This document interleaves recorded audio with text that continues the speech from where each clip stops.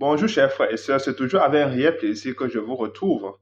Pour ceux qui ne se sont pas encore abonnés, je vous invite à le faire parce que c'est tous ensemble que nous allons porter la candidature au procès Moscato lors des élections présidentielles 2025. Il faut que tous les Camerounais soient au courant du projet de gouvernement qui voudrait implémenter au Cameroun. Tout à l'heure, vous allez écouter le professeur Moscato qui explique très exactement d'où est-ce que ce qu'il fera pour financer tous les projets d'envergure qu'il entend implémenter au Cameroun en 2025. Donc, il faut que tout le monde soit au courant.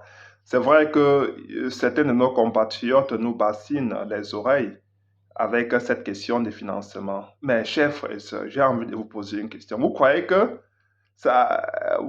c'est l'argent qui manque aux dirigeants camerounais pour construire les routes, construire les ponts, construire des infrastructures dans leur pays? Ce n'est pas l'argent qui manque. Il y a de cela quelques années, les Camerounais se gargarisaient d'être un pays qui n'est pas endetté. Aujourd'hui, nous sommes à 50% de PIB en termes d'endettement.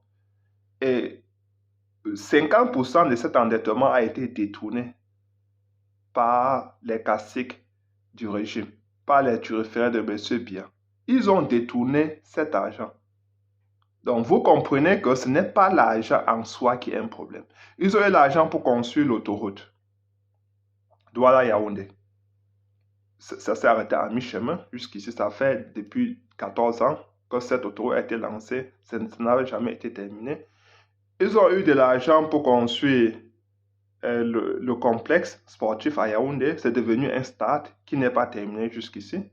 Ils ont eu l'argent pour lancer, pour construire des industries agroalimentaires, transformation et manioc. Aujourd'hui, tout est en ruine. Les caterpillars qui ont été achetés sont en ruine parce que M. Biya a abandonné ça et ça s'est tout dégradé entre-temps. Ils ont lancé les grands chantiers, ils ont eu de l'argent pour construire les hôpitaux, des références, ce qu'ils disaient. Aujourd'hui, ces hôpitaux sont sans plateau technique. Entre-temps, 50% de cet endettement a été détourné par le régime Biya. Vous comprenez que ce n'est pas la dette en soi qui est un problème. Parce que cette dette, aujourd'hui, c'est une dette toxique. Ce n'est pas un investissement. Ce n'est pas un investissement qui crée de la richesse, de la valeur ajoutée. Ça ne nous apporte rien du tout. Et nos enfants vont devoir rembourser cette dette colossale aujourd'hui. On s'est moqué du président ivoirien. OK, nous sommes tous d'accord. Nous pouvons déplorer le moyen par lequel il est arrivé au pouvoir. Tout compte fait, il a lancé les grands chantiers, les ponts, les routes, les chemins de fer, les stades. Il les a tous terminés. Tous ces chantiers ont été achevés. Vous ne voyez pas la différence? Aujourd'hui, le Cameroun est endetté, mais sans réalisation concrète. Et certains Camerounais, je ne sais pas comment ils font cela, nous bassinent les oreilles toujours avec la question du financement. Mais l'argent, toutes les lignes, comme vous dites tous les jours, ligne 94, ligne 65, vous croyez que ces lignes-là, c'est de l'argent qui appartient aux Camerounais? C'est notre argent qu'on utilisera pour développer notre pays. Vous connaissez vous connaissez les revenus de ces entreprises qui produisent le pétrole camerounais. Nous ne savons pas ce qu'ils font de cet argent. Nous ne savons pas ce qu'ils font de notre or. Nous ne savons pas ce qu'ils font de nos ressources naturelles. Le bois qui sort tous les jours, cet argent-là va où? Vous pouvez me dire, ce n'est pas l'argent qui manque, chers frères et sœurs, pour développer notre pays. Il n'y a pas de volonté politique. Il y a des mécréants au pouvoir qui ont décidé de prendre le Cameroun en otage, qui ont décidé de confisquer toutes les ressources du pays pour leurs familles, pour eux et pour leurs familles. Cette clique n'est jamais satisfaite. Elle est gourmande. Elle veut tout pour soi-même. Et nous sommes aujourd'hui dans une misère totale, abjecte au Cameroun, parce qu'il y a un groupe de personnes, un groupuscule qui a décidé comme ça de prendre tous les Camerounais en otage. Et il y a certains Camerounais qui nous demande où est-ce que le professeur Maurice Kamto prendra de l'argent pour financer ses projets. Mes chers frères et sœurs, il y en a de l'argent. Aujourd'hui, on ne construit plus les routes sous forme d'endettement. On ne contracte plus de l'argent pour construire les routes. Le régime a fait ça expressément parce que cet argent va être détourné très rapidement. Aujourd'hui, on laisse des investisseurs venir construire des routes pour après mettre des péages avec lesquels ils vont pouvoir récupérer leur argent en 40, 30 ans et après les routes deviendront les nôtres. C'est ça qu'on fait aujourd'hui. C'est aussi simple que ça. Ça se passe partout ailleurs. Même en Europe, partout. En Afrique, partout. Mais ils veulent contracter des dettes, ils veulent endetter le Cameroun parce que cet argent est détourné. 50% de cet argent est détourné. Donc vous comprenez, le budget de Cameroun est détourné à 50% par le régime de M. Biya. Donc vraiment, il faut qu'on se réveille. À présent, écoutons le professeur Maurice Kamto qui nous dit exactement ce qu'il fera pour financer tous les projets qu'il entend lancer au pays. Ils savent le faire, et ils veulent gagner de l'argent. Vous leur permettre de gagner de l'argent, c'est leur job, ils savent le faire. Si vous créez les bonnes conditions, on le fait. Alors comment est-ce qu'on finance des choses comme celle-là? Comment vous financez le chemin de fer? Comment vous financez les autoroutes? C'est pas le partenariat public-privé ou bien par le BOT.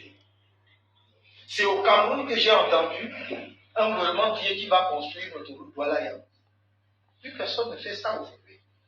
C'est pas ces gens. Vous dites, je veux une autoroute. Voilà, même si vous faites des études, vous dites ça coûte tant. Vous cherchez un partenaire qui construit et qui prend en concession sur 30 ans. J'ai discuté longuement avec l'ambassadeur du Maroc. Si je lui ai dit, enfin, je suis fatigué. Votre pays, il y a une quinzaine d'années, c'était pas terrible. Mais là, vous êtes en train de jouer aujourd'hui pratiquement le rôle que la France jouait dans nos pays. C'est-à-dire que vous êtes votre niveau de développement. Il m'a dit oui. Il dit, je ne comprends pas ce qu'il y a chez vous. Il dit, les autoroutes que vous voyez là, il n'y a rien que nous payons. Il dit, les gens financent. Et puis ils gèrent, je dis leur argent. Pendant ce temps, la population marocaine est à l'aise. Quel est notre problème? Ils gèrent 30 ans, ils gèrent 50 ans lorsqu'il s'agit d'investissements dans certains niveaux. On peut aller même jusqu'à 50 ans. Et le problème, après 50 ans, ça revient au pays, puisqu'on connaît la durée de vie de l'infrastructure. Donc pourquoi est-ce que si quelqu'un me dit, je vais construire l'autoroute Douala-Yaoundé et mettre 3, 4, 5 péages, et voici le prix du péage. Voilà, partout. Donc je vérifie simplement qu'il ne faut pas. D'ailleurs, lui-même n'a pas intérêt à ce que les prix soient prohibitifs, puisque si c'est prohibitif, c'est trop cher, les automobilistes ne vont pas emprunter. Donc, c'est étudié. Tout ce que vous avez vu, ce qui se passe à Côte d'Ivoire, le troisième pont va faire 2, 3 mouvements, ce n'est pas le gouvernement ivoirien. C'est oui. Donc, il faut qu'on cesse de nous. Parce que tout le monde me bassine les oreilles. Où est-ce que tu vas trouver de l'argent? L'argent existe. Ayez de bons projets. Si vous me dites où est-ce que vous allez trouver l'argent pour votre plan social, là vous avez raison. Parce qu'on ne peut pas aller emprunter de l'argent pour faire du social. Mais pour ce qui est des infrastructures économiques, croyez-moi, vous allez être surpris. Créer les conditions, l'environnement. Créer les conditions où l'investisseur ne vient pas perdre d'abord 25% du coût du projet dans la corruption. Il va mettre son argent puisqu'il va le retirer, il ne fait rien. Avec des bénéfices. Maintenant, si vous me dites comment vous financez le programme social, c'est là que je vous dis, oui, comment je finance? Moi, je finance mon programme social d'abord par la réduction du train de vie de l'État. J'ai été au gouvernement et je peux vous dire effectivement qu'il y a des dépenses qui défient le bon sens. Vous ne pouvez pas, je peux le dire d'autant plus à l'aise que je marche encore dans mon véhicule que j'ai acheté d'occasion en 2005. Pendant tout ce que j'étais au gouvernement, je suis là-dedans, c'est pas un problème. Mais je ne comprends pas au nom de quoi on achète un véhicule de 80 millions à un ministre. Quoi? dans un pays sous-développé. Jusqu'à présent, je n'ai pas encore compris la raison. Terrible. Vous, les hommes d'affaires, si vous achetez un avion, ce n'est pas mon problème, c'est votre argent, vous avez gagné. Mais quand c'est l'État, je ne comprends pas pourquoi on achète un véhicule 80 000. Pourquoi un chargé de mission à la présidence de la voyage en première. Tout le monde sait que par Douala, Yaoundé, Paris, c'est 6 millions plus en première. Même pas en business, première. Pourquoi? Alors que je connais des ministres des pays européens qui voyagent en éco. Classico. Donc nous avons un problème. Pourquoi est-ce qu'on donne 4 millions, 10 millions de carburant chaque mois à quelqu'un? Pourquoi il fait quoi? Il critique quoi? Donc, je vous décris là juste quelques rubriques sur lesquelles je peux faire suffisamment d'économies. C'est des milliards. C'est des milliards par an. Et je ne vous parle même pas des commissions internes d'administration où un fonctionnaire qui a son salaire mensuel ensuite, qui va siéger dans une commission de la même administration et payer comme cela. Donc, on peut multiplier. Donc, il y a de quoi? Il y a des sources internes dans le budget actuel de l'État. Le Cameroun est un pays extrêmement riche. Voyez-moi. Mal géré, mais très riche. Donc, il y a des sources de financement d'un programme social au Cameroun sans aller s'embêter pour faire un programme social. Donc, je vous ai donc répondu. Je finance mon programme social prioritairement par les économies sur le train de vie de l'État, subsidiairement par la fiscalité. Parce que si je vais, par exemple, faire ce que j'ai appelé la grande taxe sociale et de solidarité pour faire la sécurité sociale, il y aura un prélèvement fiscal, ce sera une solidarité. Mais pour le reste, c'est d'abord l'effort sur le train de vie de l'État. Maintenant, les infrastructures et tout ce qui a trait au programme économique est financé par les investisseurs privés nationaux et étrangers. Nationaux et étrangers. Je suis sûr que si vous avez des facilités d'investissement, vous investirez davantage. Et que quelquefois, on va construire une deuxième ou une troisième villa au village parce qu'on ne sait pas, parce que bon, on dit, au lieu que machin, je préfère même aller mettre ça là. On va créer l'environnement. Pour que vous gagnez de l'argent, moi je veux que vous gagnez de l'argent, mais ce que je veux en retour, c'est que vous créez des emplois. Ça, c'est ma première priorité. Parce que je ne veux pas des chômeurs. Vraiment, je ne veux pas que les gens. Que vous créez des emplois et que vous participiez à l'effort global de développement, notamment en termes de sécurité sociale. Quelle est la place de Kribi? La place de Kribi, je ne veux pas changer fondamentalement par rapport à ce que l'État est en train de faire de Kribi. Je ne suis pas partisan des politiques de table rase. On vient, on fait comme si tout ce que les autres avaient fait était mauvais. Je pense que le projet, si n'était d'ailleurs pas mal conduit, le projet de complexe industrialo-portuaire à Kribi n'était pas mal pensé, n'était pas un mauvais projet. Je pense qu'il faut le développer en ayant la maîtrise des coûts, en restant dans les normes internationalement connues. Vous ne pouvez pas faire un port à 100 millions de tonnes à Kribi, alors que les ports les plus performants en Afrique, comme Tanger, sont encore je vois Tanger 74 millions, 48 millions de. Et après, Tanger, c'est Abidjan, quelque chose comme ça. Et je crois qu'il faut cesser de jeter l'argent des Camerounais par les fenêtres. Mais sinon, le projet, l'ambition de Kribi est un bon projet. Maintenant, je crois qu'il ne faut pas que Kribi soit conçu sans penser justement à une des filières industrielles que j'ai identifiées tout à l'heure au tourisme. C'est-à-dire comment est-ce qu'on préserve la partie de Kribi et les zones environnantes qui doivent être destinées au tourisme. Pour qu'on ne mélange pas port et station balnéaire, ça jure. Voilà. Donc il faut effectivement que nous ayons ça à l'esprit. Et ça aussi, parce que les gens vont vous demander, je vous assure que si nous créons les conditions, c'est pas, nous aurons simplement l'embarras des choix pour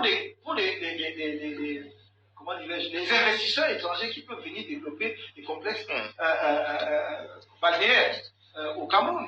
Moi je ne comprends pas. Vous avez vu Diamandio au Sénégal, il n'y a même rien, je veux dire, c'est terrible. Et vous avez vu qu'ils ont vendu tous les appartements aux Chinois et aux Saoudiens, avant même de les construire. Et vous croyez qu'on ne peut pas faire ça au Cameroun, avec les codes que nous avons?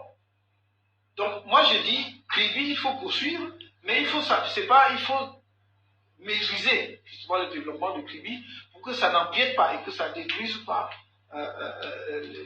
les zones de plage que nous devons affecter effectivement au développement. Donc, chers frères, vous avez écouté le professeur Maurice Kamto qui expliquait de manière claire et détaillée comment il entend financer ce projet. Vous avez vu le régime Biya, vraiment, ça fait pleurer. Il a conçu autant de barrages qui ne sont jamais achevés, qui ne fournissent jamais l'énergie pour laquelle ils étaient construits. Et vous êtes toujours en train de demander, de poser la question de savoir où trouvera-t-on de l'argent. Mes chers frères et sœurs, même avec de l'argent, le régime est incapable de construire les infrastructures au Cameroun. Que ce soit les infrastructures routières, les infrastructures hospitalières, le régime est incapable de faire quelque chose de bon au Cameroun. C'est un régime qu'il faut tout simplement forcer à quitter le pouvoir. Il faut oublier ce régime-là.